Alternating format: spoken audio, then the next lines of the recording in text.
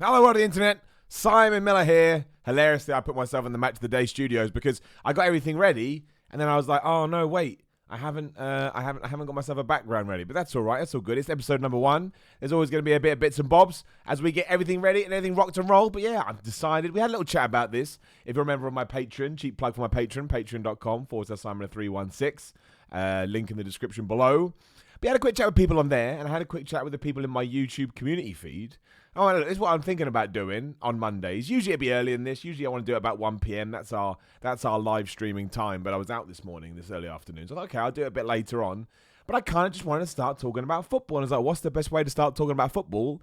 And I was like, well, look, live streaming is fun. Live streaming is fun. So we'll just do that about football, which is what we are doing right now. Hopefully you like it. If you don't like it, what difference does it make? Really? Just don't watch it. No, I'm kidding. But all the ground stuff as usual. At Simon316 on Twitter and Instagram. Mention the Patreon if you are brand new here on YouTube. Hit me subscribe. That would be really nice. How far are we now from 100,000?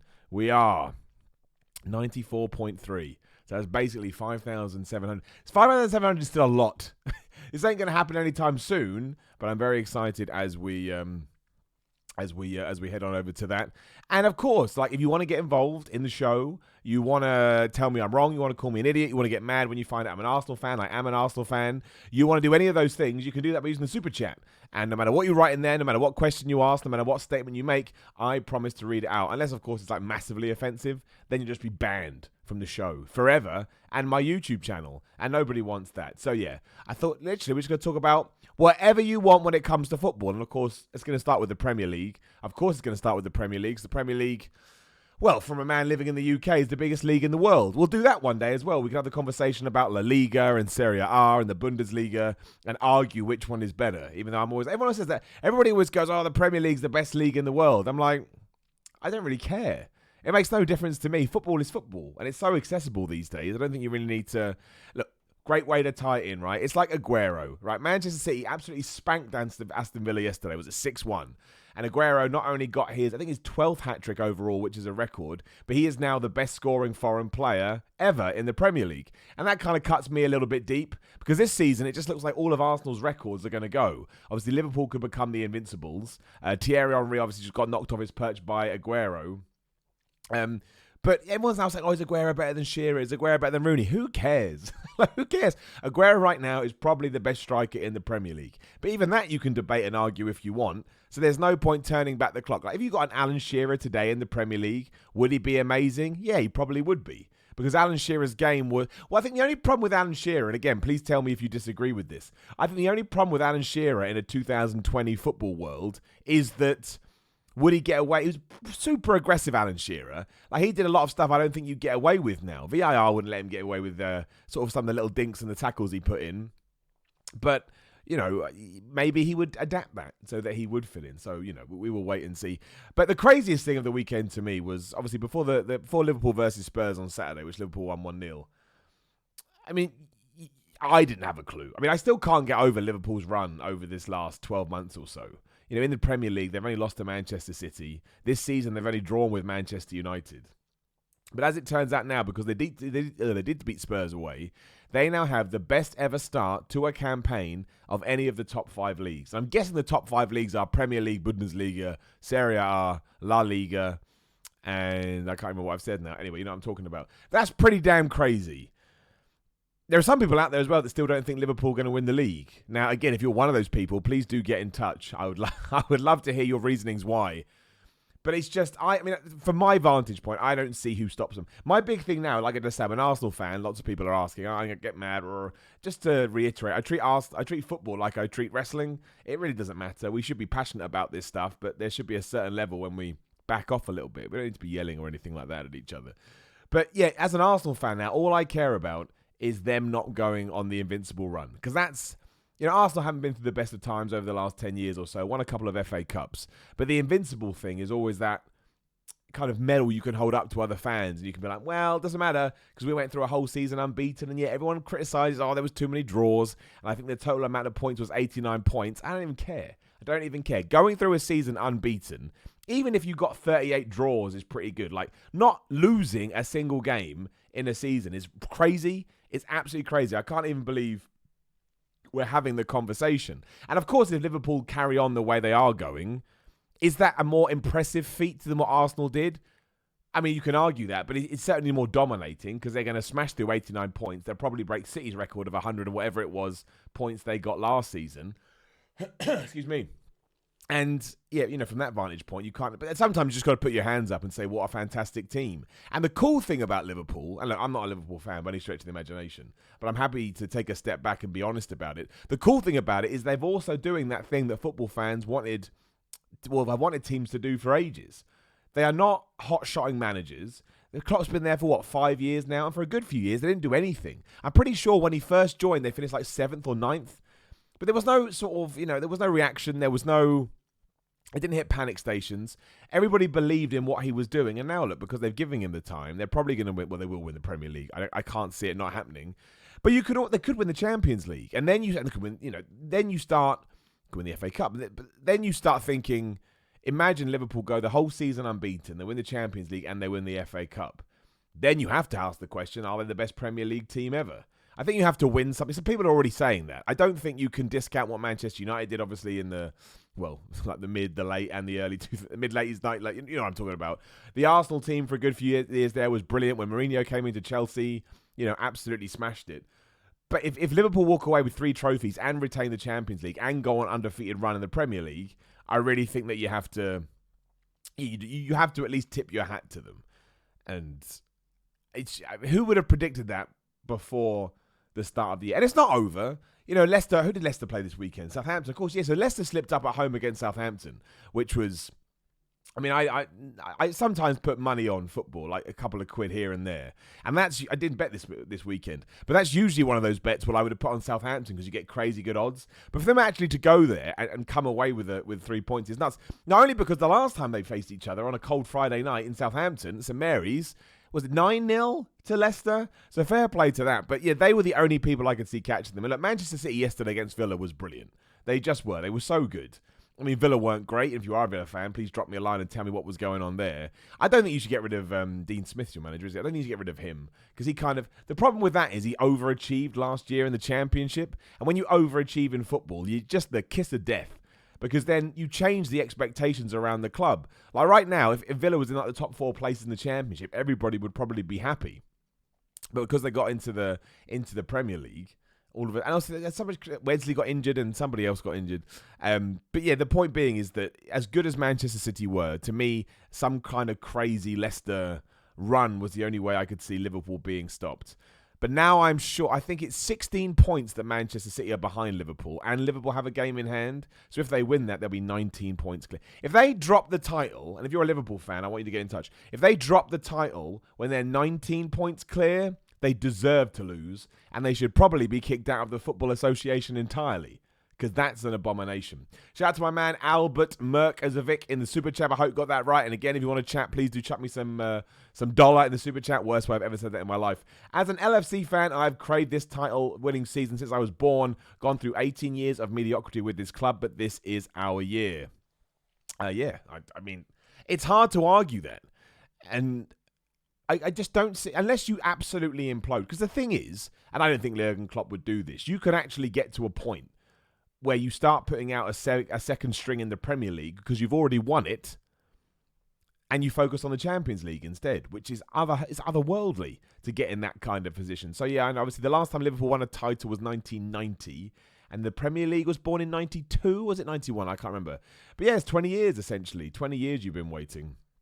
You said 18 years, but maybe that's how old you are. I'm not sure, Albert. I think Liverpool will win the Premier League this year. I think Liverpool will probably be in contention for the Premier League next year. And the real interesting thing is the knockout tournament. I'm not, talking about the Champions League. I don't know who. It's so hard with a knockout tournament because you never know. I mean, would there be some, again, from a purely neutral point of view, would there be some kind of poetic justice? That's not the right word. But some beautiful way in Liverpool winning the league and Manchester City winning the Champions League, because Liverpool have won the league for ages, and Champions League, victory for Man City is kind of the reason Pep Guardiola was brought in. The funniest thing about Pep Guardiola is he has changed football. I don't know whether you saw Gary Lineker's tweet the other day, but I completely agree with it. He's had the same kind of influence on football that Arsene Wenger did when he first came in at Arsenal in the late 90s. It's been so what's the word I'm looking for? But so fierce the way he's approached football that even lower league teams are doing it. Lower league teams are trying to play like Manchester City because that's just the way that they think players should play, to the point that goalkeepers now have to be better with their feet. Goalkeepers have to start passing the ball out. But just because he hasn't won the Champions League and he didn't have, he had an amazing time at Bayern Munich, but he wasn't able to take them there either. Everybody was, he's overrated. Pep Guardiola is not overrated as a manager. No matter what team you're a fan of, I can't believe you wouldn't want Pep Guardiola as your manager. I would be baffled. But tell me. Nick C in Super Chat says, you're doing football videos now. Haha, joke. Love you, man. That's all good, Nick. I'm trying to...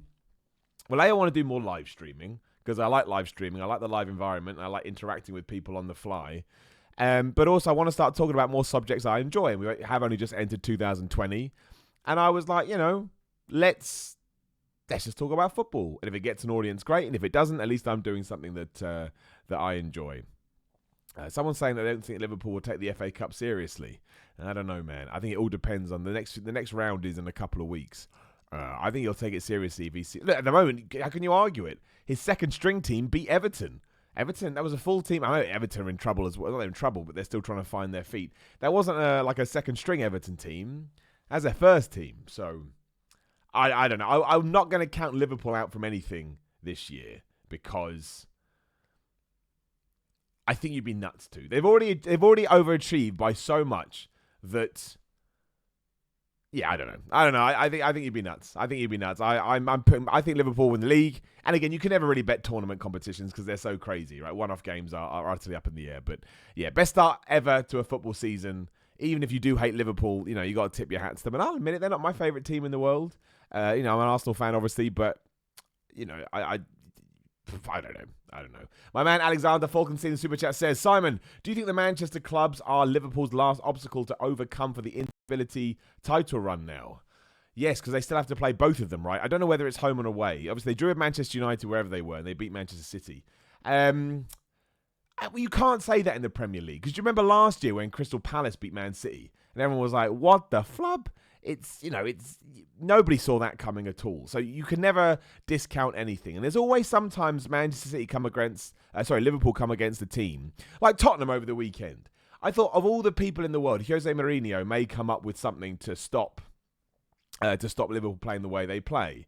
And really they could have got more out of the game because there were a couple of horrendous misses. But Liverpool would just find a way to win. That's what they do. But I mean, I know they've played a lot of these, they've played all these teams already, but someone like Wolves could cause an upset. If you come across, I'm looking down here now. I mean, not necessarily, I don't know. Yeah, I think, look, if you want to do betting odds, I think United and City are the best people to take points away from Liverpool. Simply because, obviously, Manchester United-Liverpool derby is just, it's fiercer than Man City-Manchester United derby. So you have extra pressure involved. So that can go either. You could never account on that. And, of course, when Manchester City and Liverpool play each other, by that point, Liverpool may have already won the league. But if they haven't, Manchester City is going to know that's an integral game to win. And as we saw yesterday, when Pep Guardiola gets his players fired up, they're almost impossible to stop. So, yes, I would imagine they are sort of the top two teams. But Manchester United are a crapshoot at best. They're in for Bruno Fernandes apparently at the moment. They may have to send Rojo the other way. That's a pretty good pretty good January signing to get. It's always difficult to sign big players in January. But if you get somebody like that in, I don't know if that means Paul Pogba's going to go and, how much. I think it was 60 million, maybe Rojo too. But even then, their team is, and if you're a United fan, please do get in touch. But, even then, they're you just never know what you're going to get because obviously Arsenal beat them a few weeks ago, which I wouldn't say was a surprise, but going on form, you couldn't really call it. And then, they had that mistake against Bournemouth a while back. But then the other day, they beat Norwich 4-0. And again, Norwich at the bottom of the league look like they're probably going to get relegated. Don't really seem like they have a spark at the moment, which is crazy. Because obviously they beat Manchester City in the first couple of weeks of the season. But I don't know who Manchester United are playing in next week. But, would you bet on them to win? I don't think you would. Because I'm not 100% sure. I know all United fans love Ole Gunnar Solskjaer because of everything he's done for the club, the same way that Frank Lampard has that love. And now Mikel Arteta at Arsenal, which I'm going to talk about in a second. But if somebody put a gun to my head, as I always say, I'd say, calm down, dude, it's all right. I I would imagine that Ole Gunnar Solskjaer isn't going to be the guy for the long-term project that is Manchester United. And I do hope I'm wrong, because I quite like him as a person. Obviously, I never want Manchester United to do well. I'm an Arsenal fan, but that would be my take on it. My man Albert back in the super chat says, "Do you think this Liverpool team would beat Arsenal's Invincibles team? I genuinely think Arsenal would win that game." I mean, that's like the whole "is Aguero better than Shearer" thing. You just never know. I mean, the best thing about the Arsenal Invincible team is that they had so much grit and they had so much fight in them with, like, Vieira and players like that. So there's every chance they would find a way to negate Liverpool's tactics. With that said, Liverpool this year especially have just found a way to win. No matter who they're playing, whatever the circumstances, even when they're putting out second-string teams, they're still finding a way to win. So there's every chance within this season, the way Liverpool playing, if you drag the Arsenal Invincibles team into 2020, Liverpool would win. But if you went back to, the early 2000s, yes, the Arsenal team then would beat this Liverpool team. But you just don't know. They're two very different beasts. I mean, you can talk about the Manchester United treble-winning team too, which was a ridiculously good team and won everything. Could they lead Liverpool now? Yeah, they could. But there's other variables there too. They had Alex Ferguson in charge of them. And out of everybody in the Premier League, I think Alex Ferguson he would just look at his opposition and find a way to break them down. No matter who it was, no matter what players he had at his disposal, he would always find a way, which is why so many people say he's the greatest manager of all time. That's an argument we can have one day too. See, this is why I want to start doing football podcasts. Because it's bias in football is through the roof. So I think Alex Ferguson is probably the one that you'd put in there. But if somebody challenged me on Arsene Wenger, I get quite defensive because I love Arsene Wenger. I'm still like, if Arsene Wenger came back tomorrow, I'd be okay with it.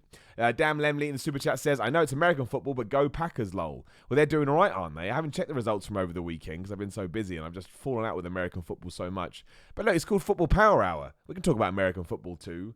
I know San Francisco went through. I think Green Bay Packers are either playing tonight or soon. I don't know. I've got to try and catch up and see who's who. Obviously, New England went out, though. New England is one of those teams, I think they're a bit like Liverpool. They have a lot of hate.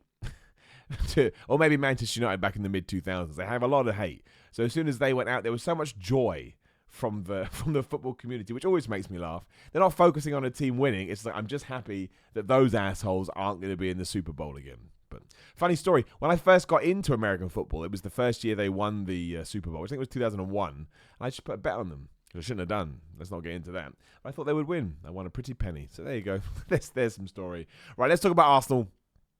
Played Crystal Palace over the weekend. Shout out to Arsenal Nation, who very kindly had me on their show, which is us on Arsenal.com, or you can find it on Arsenal Twitter feeds and Facebook feeds and all kinds of social feeds if you'd like to catch up.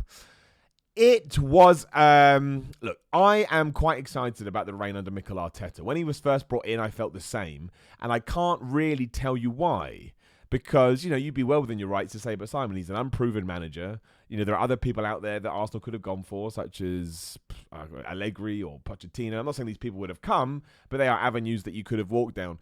But even when Henry was linked to the club before Unai Emery came in, there's just something, it's just poetic, right? There's something exciting about an ex-player that you already have feelings and an affinity for coming in and managing your team. And the cool thing about Mikel Arteta is that he had this conversation around him that, he's learned so much from Pep Guardiola. Would have learned a lot from Arsene Wenger too.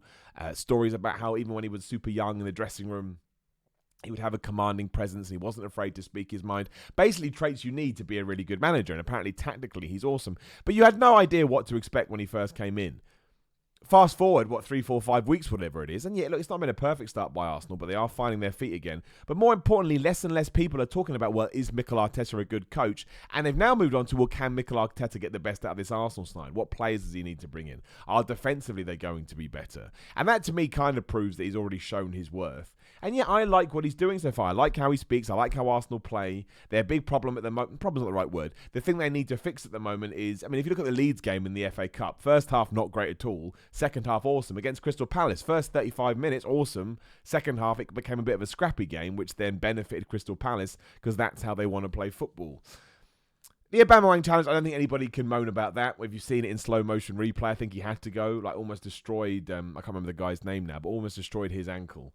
But I do think there's positive signs there, and they are signs that, I don't know who Arsenal are going to get this window. They've been locked to Boateng from Bayern Munich, who would be good. Like, I really respect what Mikel Arteta has done with that defence. They look much more self-assured. Having Xhaka and Torreira play just in front of the back four gives them more confidence. And given that half the time we're playing Özil, Pepe, Lacazette and Olber up front, that's how it balances out. You can have those two extra holding players because you know you've got enough firepower going forward. But I still think you need a couple of extra centre-backs. I think Leno's pretty good as a goalkeeper. He just needs a better defence. And maybe you need more of a hard-working midfielder that can go box-to-box, much like Aaron Ramsey used to do. I'm not 100% sure Aaron Ramsey's smashing at Juventus right now. If he wants to come back, the invitation is certainly there. But I think on paper things are getting better. I think Xhaka looks a lot better since Arteta came in. So I am confident. I am confident about the future. I mean, I don't think we're going to get much from this season. But I do, like I was listening to a radio show the other day, and they're like, "Oh, Arsenal's going to get in the top four." I don't even think that's possible. They're 10th at the moment. You've got Chelsea vying for that place, Manchester United, Spurs, all who right now are in better positions. They're going to have to strengthen as well. But I think Arsenal going on a run for the second half of the season and just cementing the fact that going with Mikel Arteta was the right way will be enough. So I look forward to it. I think it's good. And hey, look, we're through to the next round of the FA Cup. That, to me, right now is a good season, now that I've tempered my expectations. Can finish in the top 5, the top 6, and walk away with another FA Cup run. Not only is that cool for Arteta, like I say, because they'll have a cup win under his belt within the first 6 months. I think the real thing they've got to do is try and win the Europa League, but I think that's going to be really hard, because now all the Champions League teams have fallen out of it, and they're in the Europa League. You're like, how the hell are you ever going to get through? I think Atletico Madrid are in there. And while Atletico Madrid are... they're hit and miss this year. On paper, they're still ridiculous. And, you know, the other day, they ruined, in the, whatever the hell the Spanish Cup's called nowadays, they ruined Barcelona. It was crazy. So we will see. But no, I thought it was a good weekend, all things considered. Chelsea, you know, looked good again, beat Burnley 3-0. If you're a Chelsea fan, I imagine that you just love Frank Lampard right now and you can do no wrong. But I want to know, if you are a Chelsea fan, let me know. Like, if you finish 7th this year, which you could do because you do have sort of some spattered results, is there any way you would ever turn on Frank Lampard, I guess is my point. Because Ole Gunnar Solskjaer, I mean, he was a legend at Manchester United and obviously he scored that goal. But I don't see the same amount of sort of 100% love that I do for Frank Lampard. I haven't heard one Chelsea fan, or at least someone I believe to be a 100% Chelsea fan, mention that they want Frank Lampard to go. Everybody was up for him coming in. Thought he was the right man, given you had the transfer ban. But yeah, what if he finishes 8th? And what if you don't win a trophy? And what if it does all go bad? How long do you give him? Who do you want to bring in this transfer window is the real thing. I almost thought that was a double-edged sword when he found out he could do that. Because he has all these young players like Mason Mount and Tammy Abrahams and Hudson-Odoi. And they're all signing new contracts and they are vying for places. But you need more experience in that team. So who do you bring in without upsetting the apple cart? That's the hardest thing about being a manager, is trying to find that balance. So again, if you're a Chelsea fan, get in touch, let me know. Also, hello to everyone that has joined me. That's right, I'm just trying some football chat on a Monday. I want to start doing this earlier on a Monday, sort of like midday, 1 o'clock-ish, because I think by this time people have moved on from the football of the weekend and they're looking forward. But hey, it's the first one. We'll do what you want. If you've got anything to say or you've got a question or you want to call me an ass, or you can, just use a super chat, little $ believe the chat thing there, and I will ask and answer anything that you say. Other results that we want to talk about them. I mean, Everton beat Brighton 1-0. Brighton are doing all right. Everton obviously got Ancelotti. I think Everton's going to go through a massive change over the January transfer window. I think it all depends who they get in. Ancelotti's going to get in certain type of players that he deems his players. And that will make a massive difference. We mentioned Leicester 1, Southampton 2. Mentioned United 4, Norwich 0. Wolves 1, Newcastle 1. Again, if you're a Newcastle fan, I'd love to know what you thought about Steve Bruce. Because I'm pretty sure this was true a few weeks ago. I haven't looked it up since. Oh, someone just fell over in my kitchen. That was weird. I haven't checked this out since, but he had accumulated more points than Rafa Benitez at that point of the season. That may be true now. And obviously, Rafa Benitez to many people was the second coming. And he's obviously moving on to China now. You've got Steve Bruce in. Not a lot of people were happy. But if he's doing that well, have you not forgiven him, but have you accepted him? Or is it just the Mike Ashley reign is so much, you're like, you know what, we're never going to accept Steve Bruce because we just see him as Mike Ashley. It's like, without wanting to tie into wrestling, but of course I'm going to do that. It's a bit like when people boo Roman Reigns to try and get Vince McMahon. I sometimes feel that's what we're doing to Steve Bruce. Well, we boo him, and Mike Ashley know that we will that we're not happy. But look, I think a draw away to 1-1 with Wolves is a really good result, if I'm completely honest. What was the game yesterday? Obviously, Manchester City won. Oh, yeah, Watford won 3-0. My word. little bit of trivia for you. So if I was going to have a second team, if that's an allowed thing, I would be a Luton Town fan because that's where I was born. My father is a massive Luton Town fan, which obviously means that Watford are the enemy. But fair play to Nigel Pearson for coming in and somehow galvanising a team that at one point everybody said they're going to go down. Don't even think about betting against anybody else. Watford will be one of those teams. And now the bottom three teams are obviously Bournemouth, Norwich and Aston Villa. And just above those is Watford, which is... especially, I thought it was weird when they brought in Nigel Pearson, because my sort of latest memory of him was everything he did at Leicester City. Obviously left there under a bit of controversy. But I don't think you could have got anybody better. Deeney's playing well. He's come back. You know, there's a real kind of structure to them, a good foundation. They're playing not nasty, but obviously Watford can play quite hard with players like Deeney. I know they're mostly the Portugal team, so they play with class as well.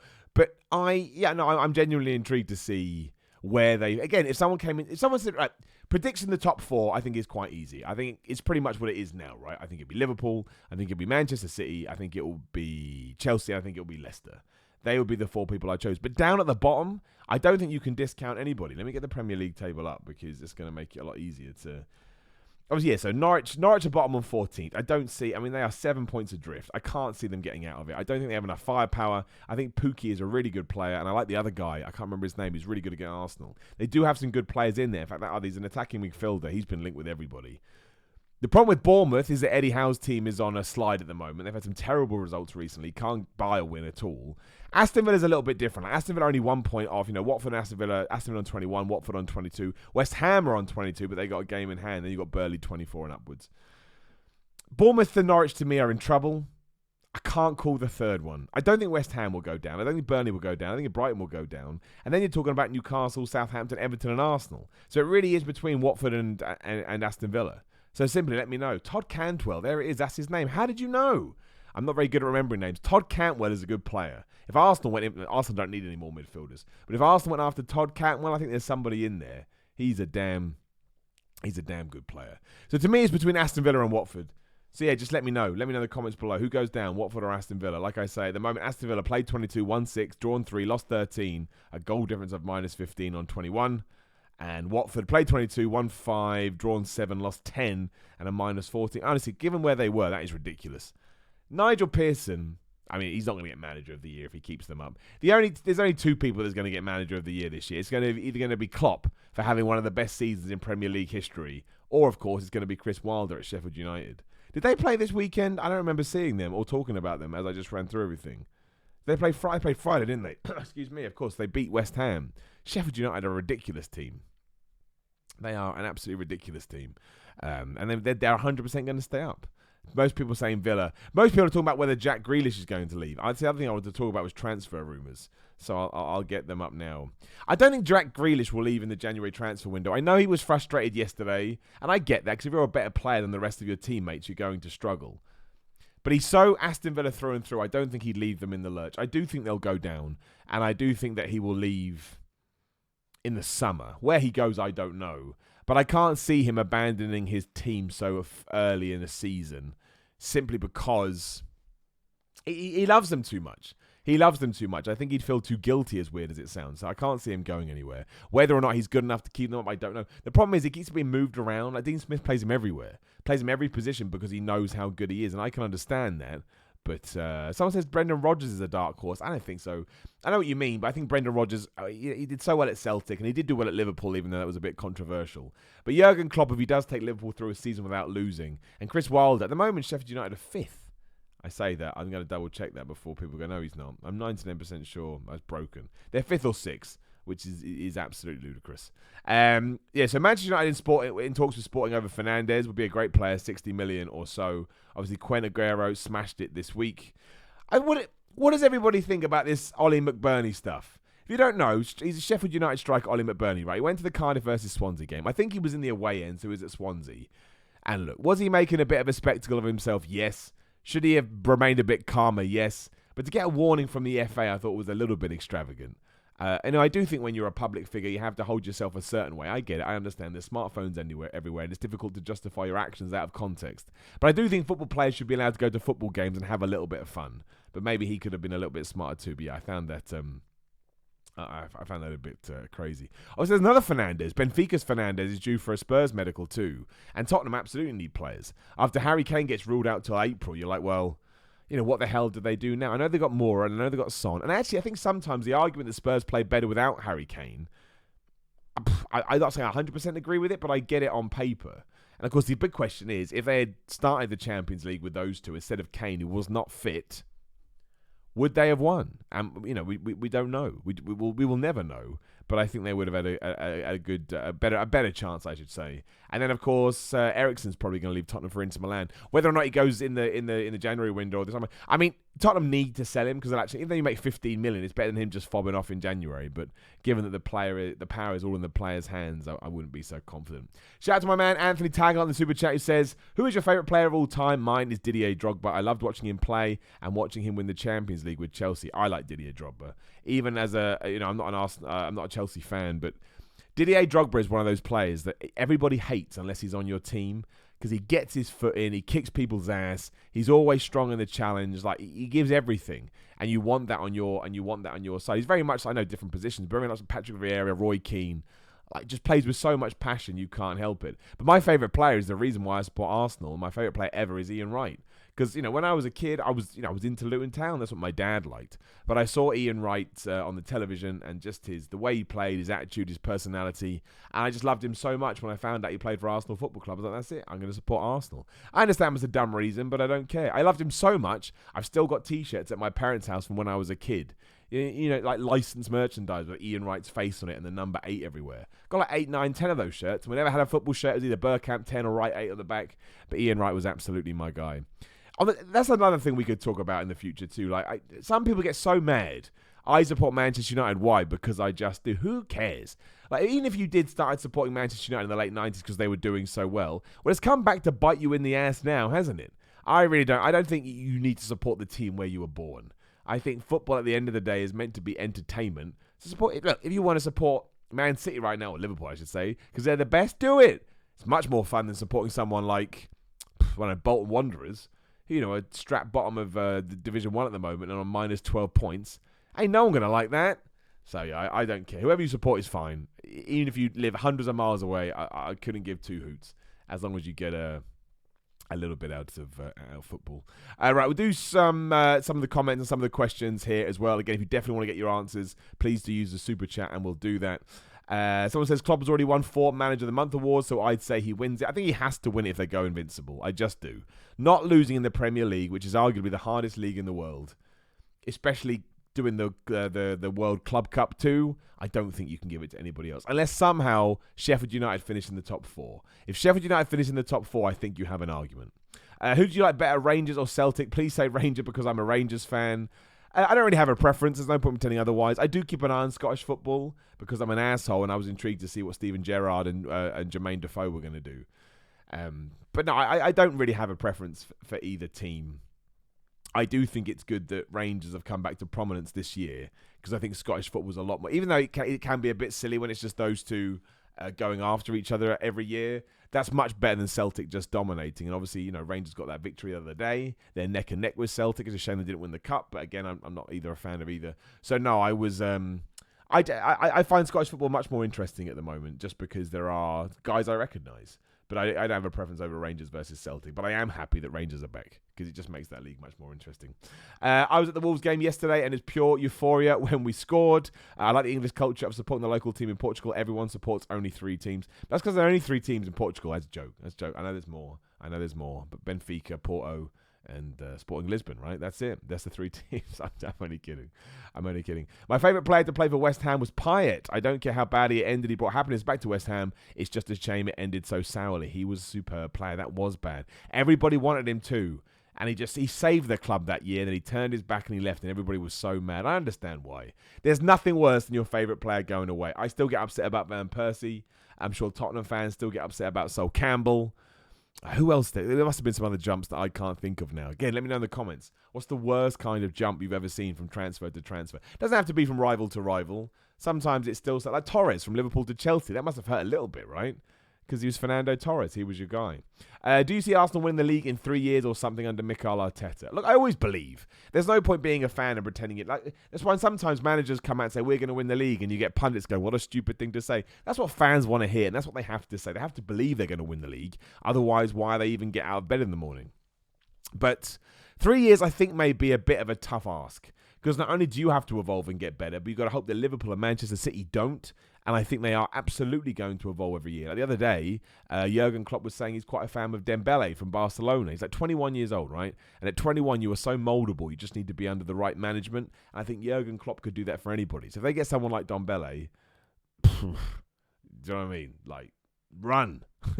Run. So I think it will be difficult for Arsenal, but I will believe and see it. I think next year, as long as we're in contention for top 4, even if we don't finish at top 4, but even as long as there's a better unity and we get a couple of players and a couple of defenders, I'll be all right with it.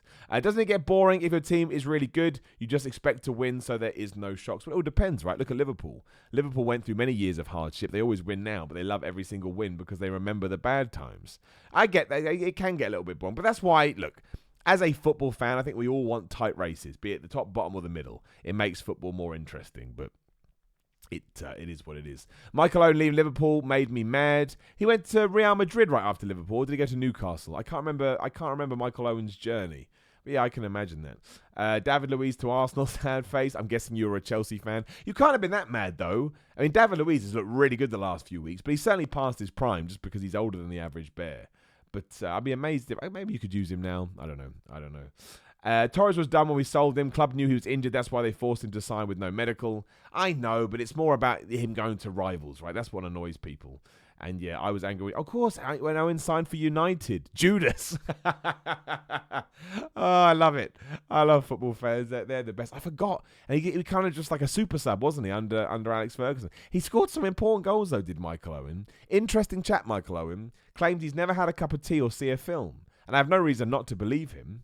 It just surprises me. Thoughts on City winning the Champions League with Laporte and Sain coming back and City returning to form? I mean, who knows? You can't predict knockout tournaments. Real Madrid aren't having the best season ever, but they still look good. Barcelona have Messi. PSG are ripping up the French league at the moment. Neymar looks good. I don't have that shock result against Monaco yesterday. But you know, not only is that contingent desperate to win the Champions League, but they have the players to do it. I mean, what's his name? I can't remember his name. It's literally just gone from my head. The amazing 19-year-old that plays for France and already has a World Cup's winners medal. Mbappe. Thank you, Brain. Mbappe is, to me, with all things considered, I know he's going to get better with age, but to me, Mbappe right now is the best player in the world, given his age and what he's doing and where he's playing. You can't count anybody out. I would not predict that. I think Liverpool could do it again. I think Manchester City could do it. I think all the teams I've just mentioned have a chance. Whether or not they're able to, I don't know. But there's no easy games in the Champions League, so we'll see. Although somebody thinks that Real Madrid are going to pipe City. Pipe them. You heard it here first. Someone doesn't think that Man City are going to win the Champions League. Somebody would rather punch Mike Ashley round the head than win a trophy. I don't believe that. If you had the chance of punching Mike Ashley or Newcastle winning the Premier League, you would 100% opt for the Premier League. I remember Kevin Keegan and Alex Ferguson. I remember I love it if I will beat them. They did what Liverpool could do, but that was a far shorter point margin, which is why Liverpool won't do it. And Klopp is remaining calm. Even when Liverpool, did break this record, he just went, it doesn't matter right now. It matters in 10 years. It matters after I've won a buttload of trophies. If you're a Liverpool fan, you've got to love that guy. He is the best. I'm an Arsenal fan myself, and I'm not going to lie, I'd rather finish 10th this season than see Liverpool being invincibles. Oh, dude, 100%. 100%. I don't want any team to be invincibles. I'd finish 15th. I'd take FA Cup 15th and no invincibles. That's all we've got, dude, and you know it. Where am I looking? Tevez and Mascherano was mad from Pardew. Has there ever been a better double signing? That was the West Ham controversy, right? When there was some problem with money or finances or something dodgy was going on. But no, I mean, Carlos Tevez was ridiculous no matter where he was. I think he's still playing now. I heard the other day, I don't know how true this is, but I heard the other day that he's so rich, he has someone that opens his mail for him. That's the kind of rich that I would like to be. Where's Miller? Well, he's not opening his mail because somebody else is doing that for him. Absolutely nuts. I think the Championship this year is quite interesting too. Obviously, Leeds lost over the weekend. West Brom drew. I think that keeps them. I think Leeds are 1 point behind West Brom. But you can't call that one either, and you can't call the playoffs. Luton are rock bottom, in case you're interested, which still does upset me, even though I transferred my love across to Arsenal at a young age. Luton have done really. Luton went League 2, League 1 Championship, but now obviously Nathan Jones left, went to Stoke, didn't work out for him, and Graham Jones is not. He's not pulling the same magic. Let's just say that. Preston North End with the original Invincibles, says one person. Arsenal fans acting like they did it first. I think anyone's acting like they did it first. They were just really proud of it. First people to do it in the Premier League. And the Premier League's the best league in the world. I get told that every year. Liverpool are going to win the treble. Go unbeaten and beat the record points total. Then I'll quit my job and live the rest of my life watching this season on repeat in my undies. Well, I wouldn't do that. You certainly need money. But do I think you're going to win the treble? No. Do I think you can win the Premier League and Champions League? Yes. I think you have a squad good enough to do it. It all depends how quickly you wrap up the Premier League, which could be in like 3 weeks by the way you're going. I think Manchester City will win the Champions League, mostly because football is weird, and sometimes that's just what it does. It just somehow finds a way. Like when, a manager comes in, they're playing their old club the next game. You're like, is this stuff fixed? Is it rigged? But that's just football. So I can totally see the roles reversing. Liverpool win the Premier League, they'll all be happy. Man City win the Champions League, they'll all be happy. And then we get to the 2020-2021 season, and it just starts again. And it's Man City, Liverpool, and who can play catch-up. And I don't have an answer to that, to say the least. I think Man City would be a very different team if Pep left. Well, we may find out at the end of the season. I don't think they are. I think they've got a good enough structure in place now that they'd find someone to come in quite effortlessly. I think Man City will be at the top of that table for a long time to come. Same with Liverpool. Even if Klopp went, I think, again, the structure is there. I mean, Liverpool probably do need a little bit more strength in depth. Like, if any of that front three gets injured, you would question it. Although saying that, so far they have dodged that massively. So I don't know. City fans don't care about the Champions League. Well, it's true. But I tell you who does, the people that own them. And Pep Guardiola. And right now, that matters. And that matters more. Everyone's saying this now. Man City have this weird hatred for the Champions League. I think it's because they haven't won it. I think if they win it this year, all of a sudden that will change. As soon as you've got that in your veins, you feel a bit better. Thoughts on Everton losing to Liverpool's kids? I mean, I was surprised by it. More by the performance, especially because Everton had so many chances in the first half. But again, that's football. That's what happens. I've seen loads of games when a team can just pepper on somebody else's goal. And ultimately, it ends with them losing. And they don't get the 3 points. And they're out. They're done. But it was surprising. I think Carlo Ancelotti maybe have more work to do than he thought. But they do have a really good team, Everton. I know there's talk of Sigurdsson, what's his name? Gylfi Sigurdsson going and then getting some other people in. They probably do need a little bit of a clear out. They definitely need a striker.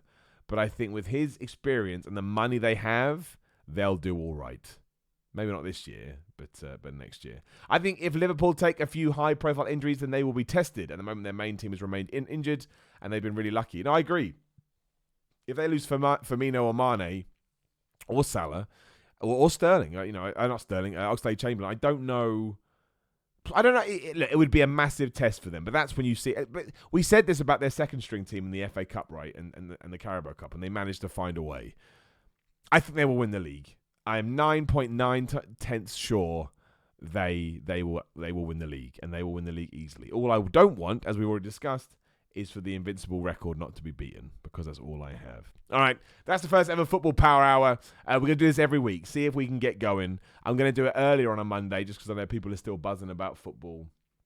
Now, the cool thing is, if there's any breaking news, we can jump on and we can talk about that, because I'm like that. That's one of the reasons I wanted to start doing it. When there's breaking news, I'm just desperate to have a conversation with someone about it. Then you run out of friends, so hopefully we can all jump on here and have a big chat. But I'm not saying there's going to be a schedule, but what I would like to do is football live stream on a Monday, wrestling podcast live stream on a Tuesday. Wednesday will be a fitness live stream, because basically I did a litmus test last week and that did better. Thursday will be a wrestling live stream, and then Friday, who the hell knows what, right? We'll figure it out. There'll be other videos too, but people seem to like live stream schedules. So, and obviously Monday is football day when you go into work and talk about the games. But we'll see. We'll see what happens. But I do appreciate you all for joining me. It was very nice. Again, any opinions on the show or any things you'd like to see me do or whatever, and we can do that. But if you'd like to be part of the wrestling podcast, come back tomorrow, 1 p.m. GMT. That's UK time. And I look forward to seeing you guys then soon.